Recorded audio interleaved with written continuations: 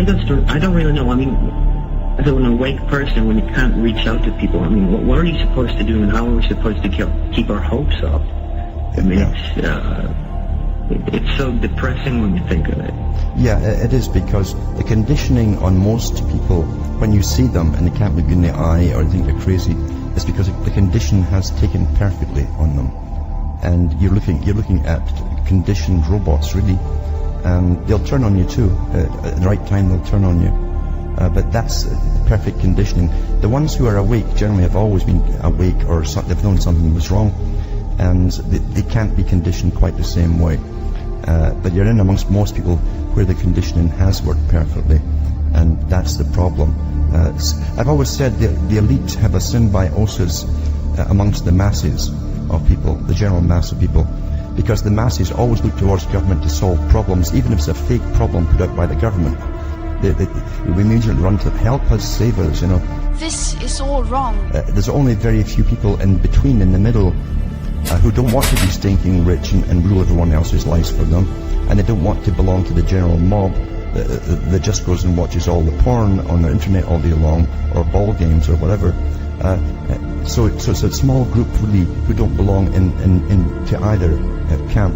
There's a problem, because as I say, the masses have a symbiotic relationship with the elite, and eventually when they get all their agendas through, the elite will turn around and say, we couldn't have done it without you, to the masses. Yeah, and that's such a...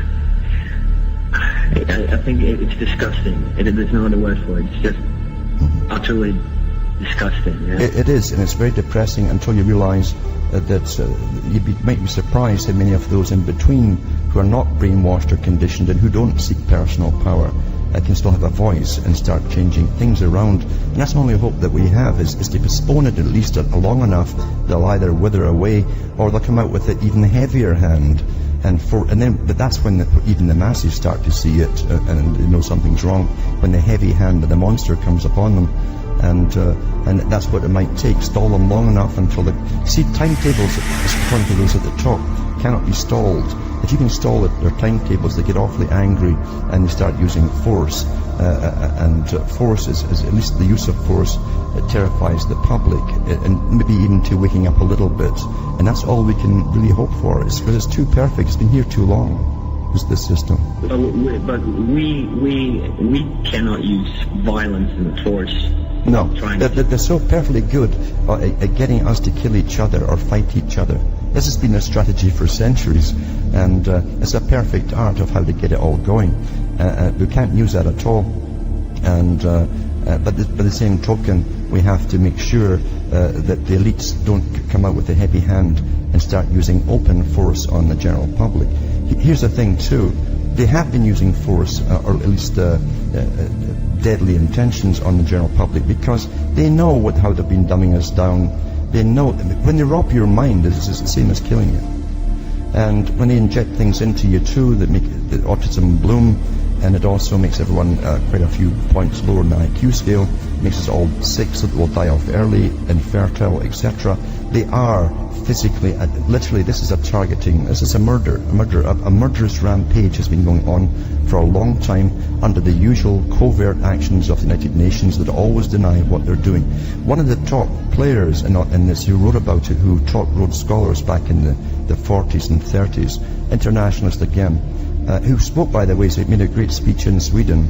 It was Toynbee. There were two Toynbees, father and son, and one took over from the other. But they literally taught the Rhodes Scholars for internationalism and to penetrate all governments and push them towards internationalism. He said, we always deny with our mouths what our hands are doing.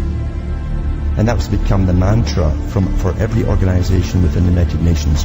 We always deny with our mouths what our hands are doing. And that's still their strategy today. Inviting me. I am thrilled and honored to be here at the United Nations. The UN is one of humanity's greatest accomplishments, representing a democratic union of nations that are working together for the benefit of all. I am here to help humanity create the future